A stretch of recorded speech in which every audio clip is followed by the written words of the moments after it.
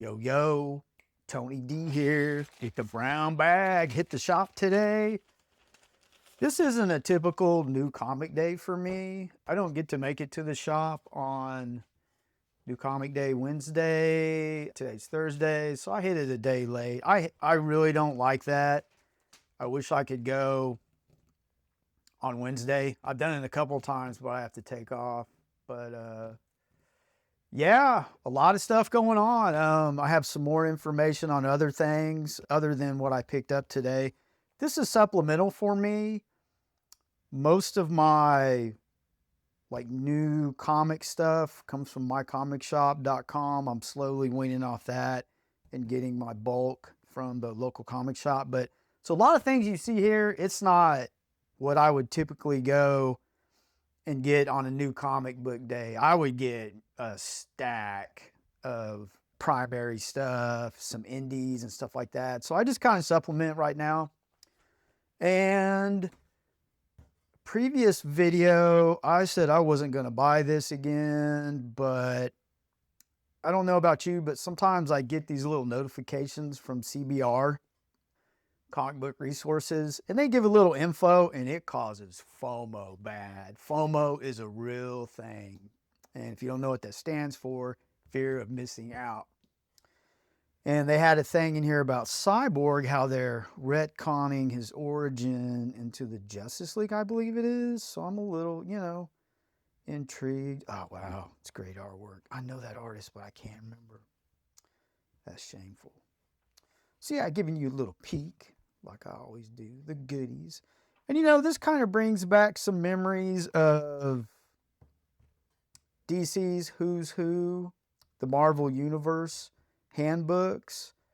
Those were fantastic. They never could catch that lightning in a bottle again. Some people didn't like it.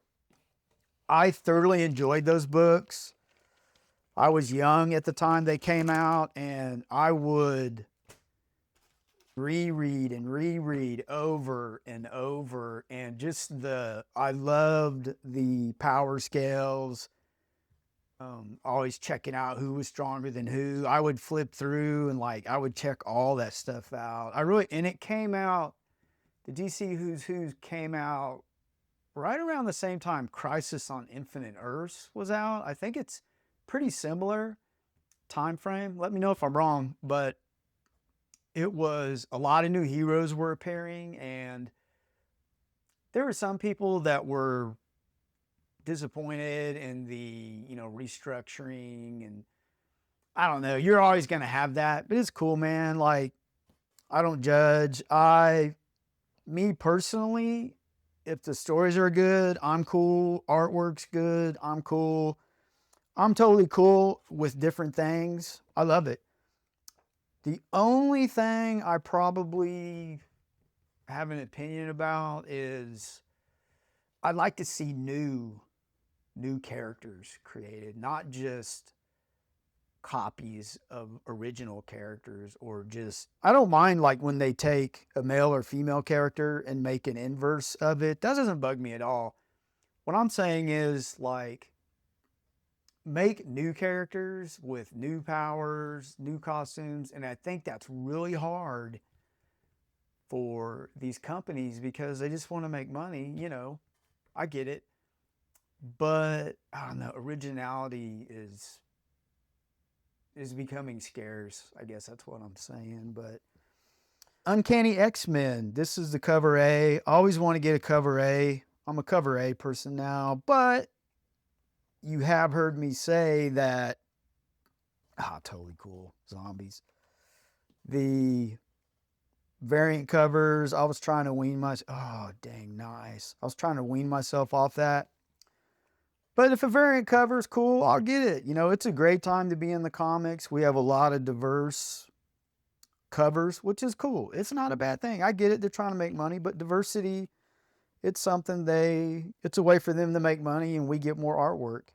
I have a 1 in 25 variant on the way from mycomicshop.com, James Stokoe version. His variants are awesome, so I try to pick them up when I can. Yeah. Let's get back on originality. I think DC really tried to launch a bunch of original characters like Sideways. Remember that? I thought Sideways was cool. There was oh gosh, there was like a Hulkish type. I'm gonna read this one. There was a Hulkish type character, Damage, I think, and it fizzled out, but it can be done. There's a lot of great artists, great writers. I have faith. Amazing Spider-Man, had to get to cover A. I actually have, I think I have 2 coming, maybe. I got the Scott Campbell variant. See, that's what I mean. It's a cool variant. So who do you think's better at drawing the girls? Scott Campbell or Adam Hughes? Let me know. Let's see. I think Adam Hughes gets it, but Scott Campbell draws good girly covers, so that's cool. Romita Jr. This cover's pretty cool. I like the detail of the rocks. I got lost in that for some reason. You have the whole Looney Tunes, the shape of the body. But, you know, Romita Jr., the covers, I don't know. Maybe if he was on another book, me and Dan were talking about it. He's been drawing Amazing Spider-Man covers for, it's been a long time. So maybe if he was on another book, it'd be different. I don't know. I'm not hating on him. Grew up with his artwork and his father's artwork. But I just think it's just not popping the way it used to. Artwork's a little different. And you know, on that subject, I'm cool with an artist swapping up their style or, I mean, maturing or changing. It's all a part of it. I'll probably do a more extensive video. Mylar, love it. More extensive video on that. There's a lot of that that's gone on in the community, and me personally, I like change. It's a constant and it can bring a lot of positivity. Like, I'm going to do some changes on the channel. There's a few videos I've talked about that. I use Adobe Express and I'm finding out different things. It's really cool. If I wasn't doing the channel, I wouldn't find this stuff out. It's a powerful tool. I'm learning more about the layering and the videoing aspects of it, where I can probably, well, not probably, but I can produce some more dynamic reviews that, you know, I'm not just flipping through the book, going through it like that. I think I'll get hit with copyright stuff sooner or later, but that's okay. I can pivot. I'm going to lean into that, and that'll be in some upcoming reviews. Make it more entertaining. You guys deserve it. I love you guys. Absolute Superman, number 10. I actually have 2 of these now. I wanted another one, and I could be wrong, but Talia, I guess, spoiler alert. So click off if you don't want to hear it. But at the end of this one, yeah, I'm going to the end. So if you don't want to see it, get out. Talia al Ghul is making an appearance.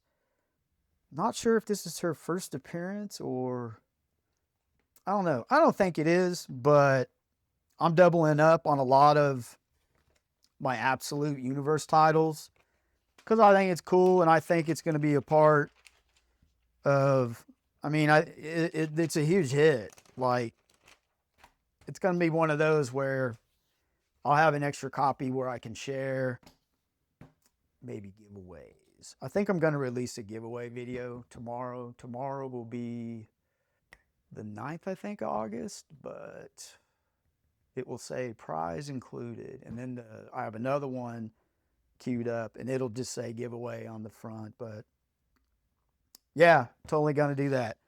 I'll pay the shipping and handling. It'll be one of those, I'll have a little thing in there that'll tell you what you have to do to get it, put in the comment section. And it'll be fun. I'll come up with some other creative stuff too, but Daredevil, Cold Day in Hell variant on issue 2. This totally looks like some older Frank Miller art, and I had to get it for some reason. And spoiler alert, Elektra is young in this little universe story. And maybe this is Frank Miller. Man, it could be. This is interesting. Wow.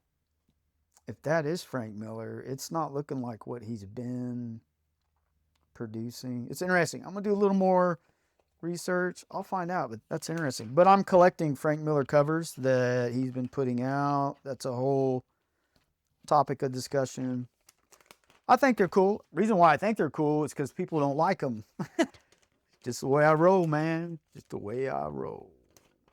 But yeah, totally looking forward to getting into that. So yeah, we got some giveaways coming up.